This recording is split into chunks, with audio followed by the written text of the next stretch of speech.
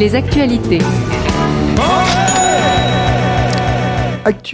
Actualité, économie France. Il y a un trou dans le budget, il va falloir rembourser. Et le saviez-vous, la France est désormais sous tutelle européenne et si le budget ne passe pas, il y a possibilité de tutelle sous FMI avec scénario à la grecque. Alors en fait, en bref, ça parle de budget de crise, de trou financier, de problèmes de recettes, mais personne ne parle des dépenses. La France, en fait, c'est comme un entrepreneur débutant qui n'y connaît rien. On sait dépenser, mais on ne sait pas faire rentrer ni faire fructifier. Exemple, en 2021, la France a versé 13 milliards d'euros aux pays éligibles à l'APD, aide publique au développement, selon une base de données lancée par Bercy, dont la Chine. Il faut savoir que la Chine, qui aujourd'hui dans les mégalopoles sont bien plus avancées que les nôtres, on leur donne plusieurs centaines de millions d'euros par an. La cérémonie d'ouverture des Jeux Olympiques, grand succès s'il en est, nous a coûté 120 millions d'euros à elle toute seule. Et surtout, nous avons perdu, égaré, maladroitement, comme ça, sans faire exprès, 100 milliards d'euros du budget 2023. Mais bon, la Banque mondiale nous donnait des idées,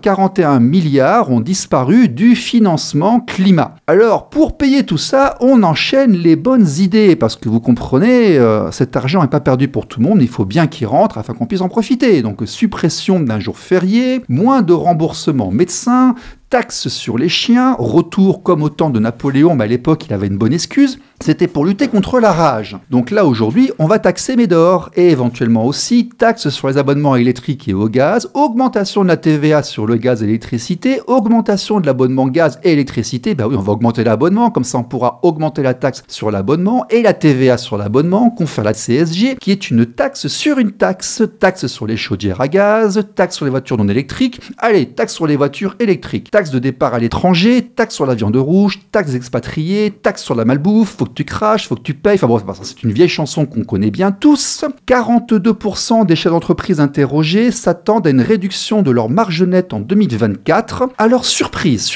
les difficultés de recrutement restent de loin le premier frein à l'activité et au développement des PME et TPE françaises. 78% des PME TPE ayant eu besoin d'embaucher au cours des 12 derniers mois ont rencontré des problèmes de recrutement. Et dans les problèmes de recrutement, il y a cette fameuse trappe à bas salaire dénoncée par 34% des entreprises. En fait, les gens ne veulent pas être augmentés beaucoup plus que le SMIC parce que avoir une promotion ou avoir une formation ou des nouvelles responsabilités ou même passer cadre, eh bien ça signifie avoir moins d'avantages sociaux, une hausse d'imposition et autres. C'est quand même un sacré problème parce qu'on peut engager assez facilement des temps partiels ou des petits salaires, mais dès qu'il faut monter un petit peu, soit on prend du haut cadre, mais dans cette tranche du milieu, les gens ne veulent pas venir et on n'arrive pas à en trouver. C'est certainement pour cela aussi qu'il y a des problèmes de recrutement. Alors Pascal Percheron, toi qui es dans le monde de l'entreprise, déjà, à premier avis, que penses-tu de ce budget extraordinaire qu'on est en train de nous proposer? Et puis après, très rapidement, le recrutement, est-ce que toi aussi tu constates et est-ce que quelque part, on ne fait pas tout ce qu'on peut pour nous empêcher de travailler lorsqu'on est entrepreneur dans ce pays, quoi?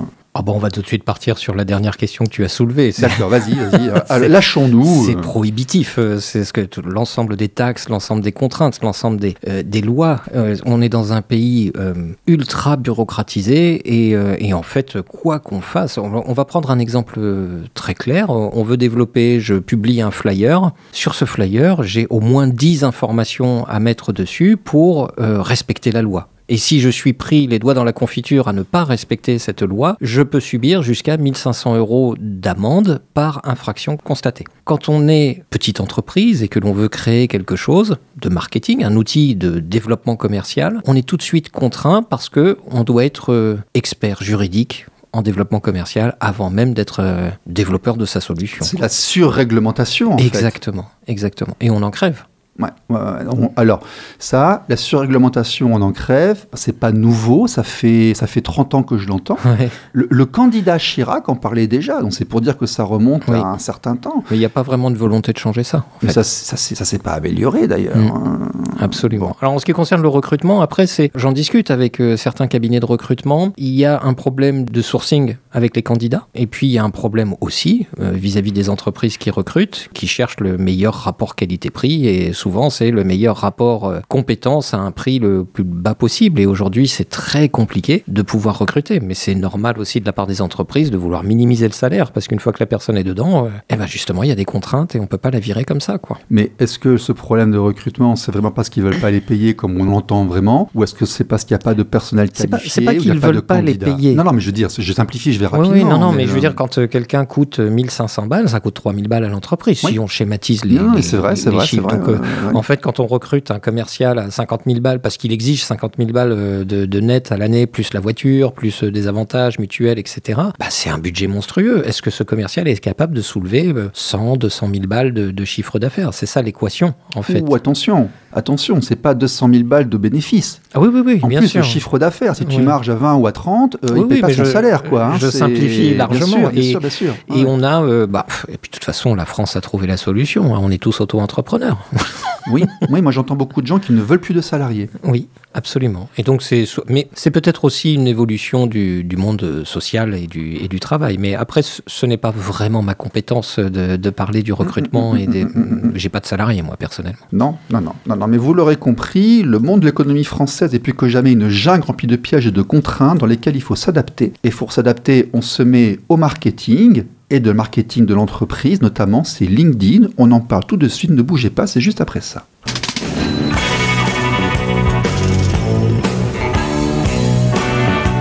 L'invité de la semaine.